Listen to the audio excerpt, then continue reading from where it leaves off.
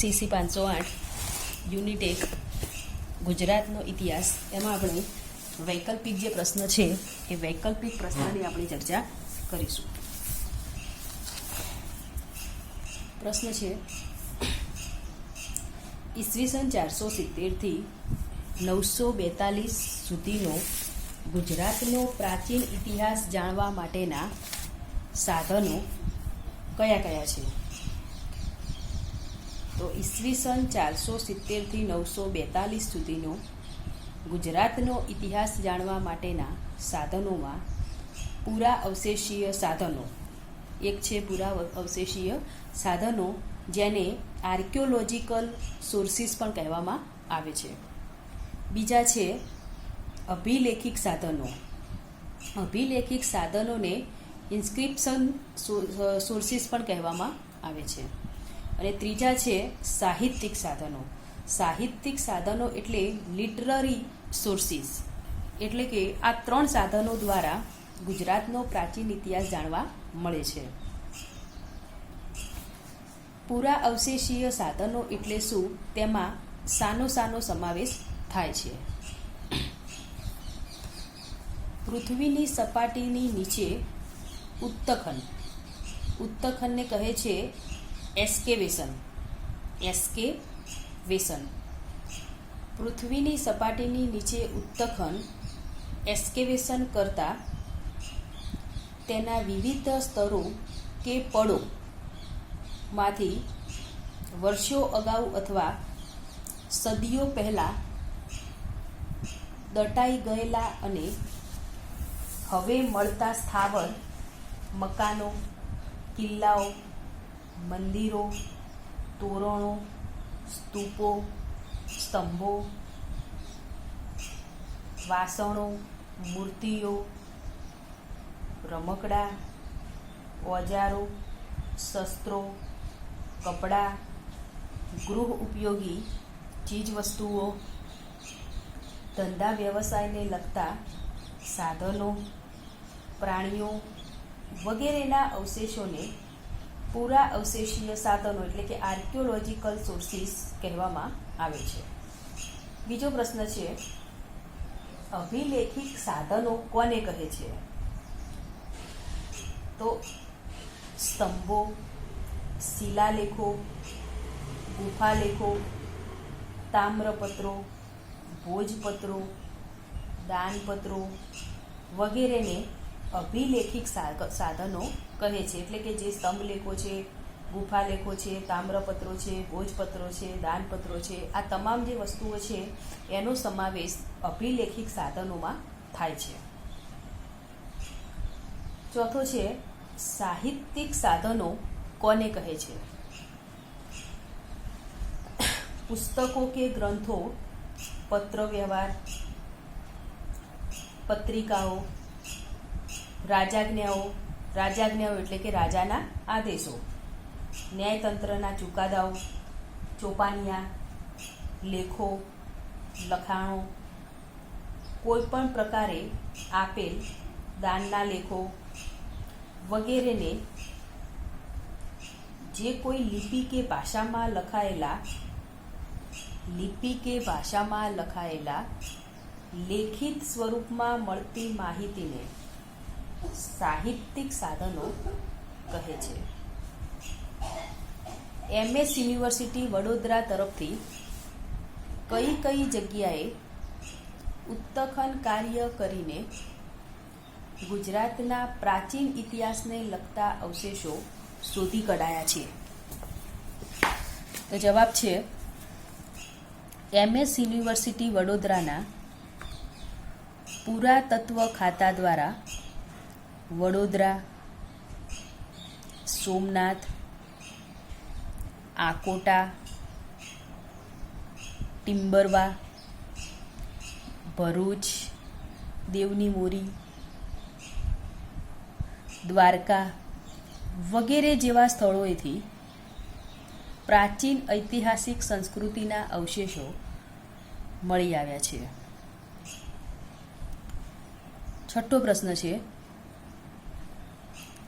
ગુજરાતમાં કયા કયા સ્થળેથી પુરાતત્વ ખાતાને લગતા અવશેષો મળી આવ્યા છે કે ગુજરાતની અંદર કયા કયા સ્થળો છે કે જ્યાંથી અવશેષો મળી આવ્યા છે. તો આપણે જોઈએ કે ગુજરાતની અંદર સૌરાષ્ટ્રમાંથી ગોપનાથ મહાદેવના મંદિરના અવશેષો મળ્યા છે. ઉત્તર ગુજરાતનું લાકોરડાનું મંદિર. ત્રીજું મોઢેરાનું સૂર્ય મંદિર. સિદ્ધપુરનો રુદ્ર મહાલય. માઉન્ટ આબુ, દેલવાડાના જૈન મંદિરો. કુંભારિયા જે અંબાજી પાસે આવેલું છે ત્યાંથી કલાત્મક જૈન મંદિર એ કુંભારિયામાંથી મળી આવ્યું છે.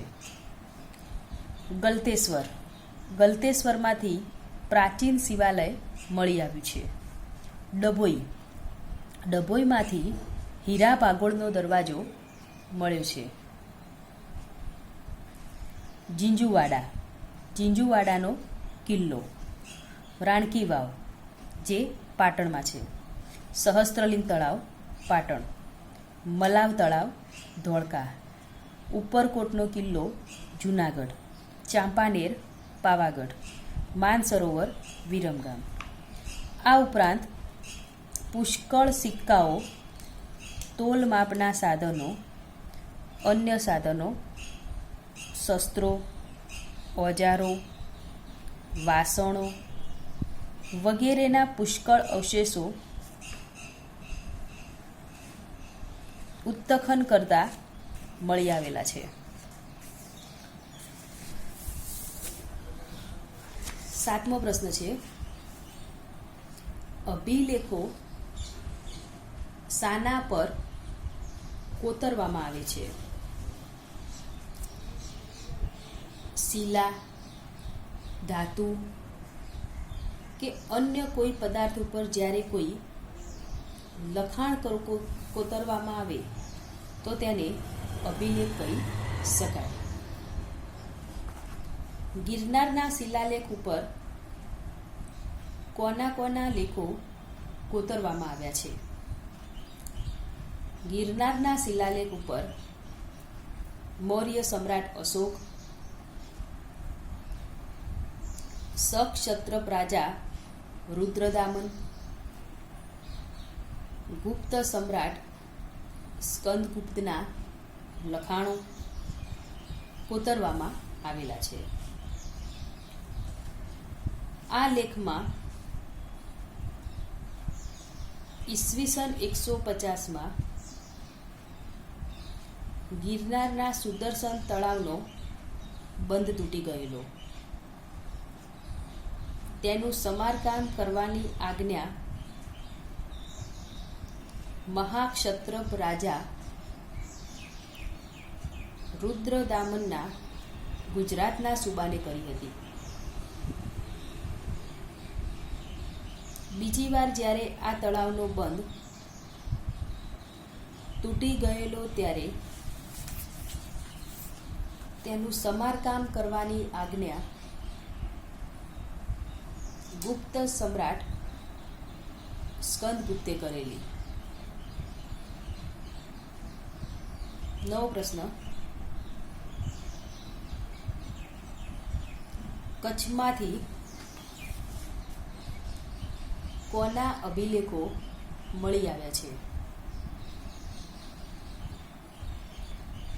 કચ્છમાંથી ક્ષત્રપ રાજાઓના સમયના કુલ 4 લેખો મળી આવ્યા છે. 11મો પ્રશ્ન, દેવની મોરીમાંથી શું મળી આવ્યું છે? દેવની મોરીમાંથી બૌદ્ધ સ્તૂપ પરનો સંસ્કૃત ભાષામાં લખાયેલો લેખ મળી આવ્યો છે.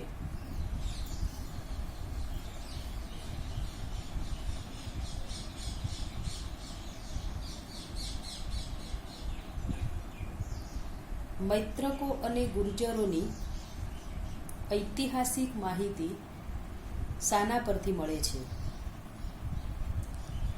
મૈત્રકો અને ગુર્જરોની ઐતિહાસિક માહિતી તેમના તામ્રપત્રો પરથી મળે છે.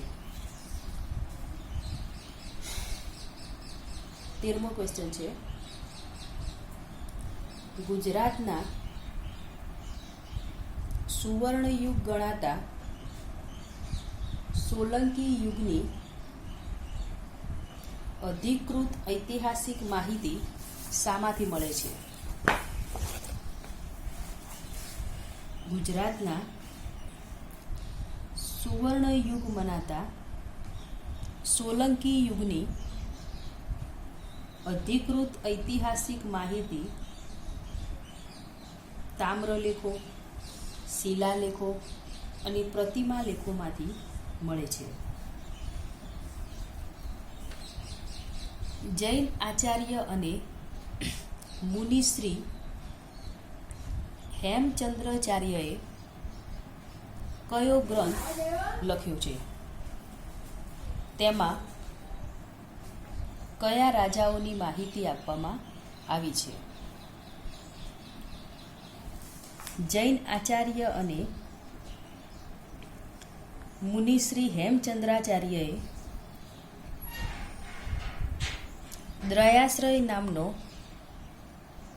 ઐતિહાસિક ગ્રંથ રચ્યો હતો, જેમાં વસ્તુપાળ અને કુમારપાળના રાજાઓના જીવન અને કાર્ય વિશેની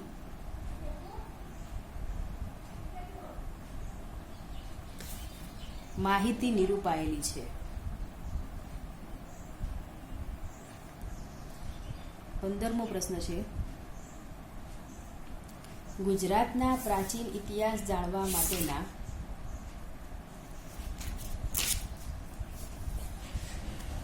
ઐતિહાસિક સાહિત્યિક સાધનો કયા કયા છે? સાહિત્યિક સાધનો એટલે લિટરરી સોર્સ.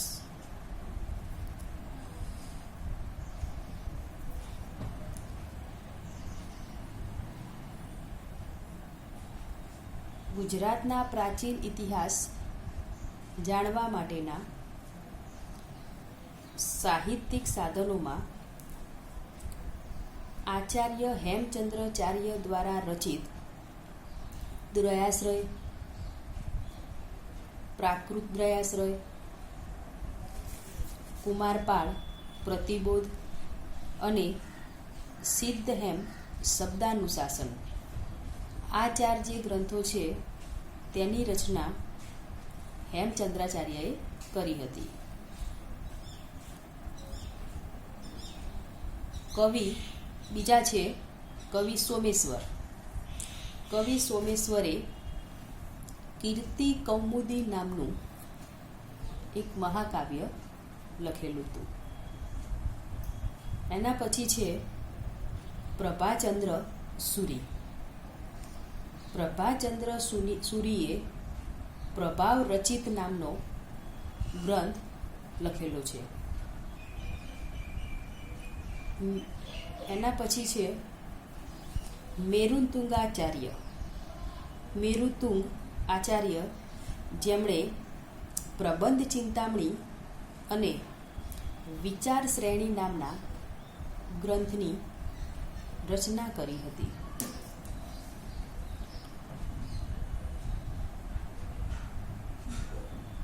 આના ઉપરાંત બીજા અન્ય લેખકો જે છે તે હતા મીરાતે અહેમદી. અન્ય લેખકો દ્વારા લખાયેલ લખાણોમાં જોઈએ તો મીરાતે અહેમદી, ધર્મરણ્યમહીન, રત્નમાલા, ગુર્જરદાસ ભૂપાવલે. તો ગુજરાતનો ઇતિહાસ જાણવા માટેના ઐતિહાસિક અને સાહિત્યિક સાધનોમાં આચાર્ય હેમચંદ્રાચાર્ય, કવિ સોમેશ્વર, પ્રભાવચંદ્ર સુરી, મેરુતુંગાચાર્ય અને અન્ય લેખકો દ્વારા કેટલાક ઐતિહાસિક અને સાહિત્યિક સાધનોની રચના થઈ અને આ સાધનોની અંદર દ્રયાશય, પ્રાકૃત દ્રયાશય, કુમારપાળ પ્રતિબોધ, સિદ્ધહેમ શબ્દાનુશાસન, કીર્તિ કૌમુદી, પ્રભાવચરિત, વિચાર શ્રેણી, પ્રબંધ ચિંતામણી, મીરાતે અહેમદી, રત્નમાલા અને ગુર્જર 10 ભૂપાવલી આટલા ગ્રંથોની રચના ઐતિહાસિક સાહિત્યિક સાધનોમાં થયેલી છે. હવે આપણે 508ની અંદર યુનિટ 1ના MCQ જોયા. ત્યાર પછી યુનિટ 2ની અંદર જે પ્રશ્ન આવે છે એ યુનિટ 2ના આપણે MCQની ચર્ચા કરીશું.